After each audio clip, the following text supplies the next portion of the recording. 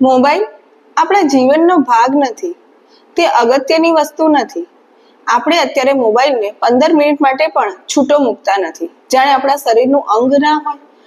એક વખત મોબાઈલને 15 મિનિટ માટે જ્યારે જમવા બેસો કે દિવસની એવી કોઈ દિનચર્યા રાખો કે જેમાં તમે મોબાઈલનો ઉપયોગ ના કરો. 15 મિનિટ માટે તમારાથી અલગ રાખો અને જુઓ કે તમને કેવું ફીલ થાય છે. કેમ કે મોબાઈલ અત્યારે એટલી જરૂરી વસ્તુ બની ગઈ છે.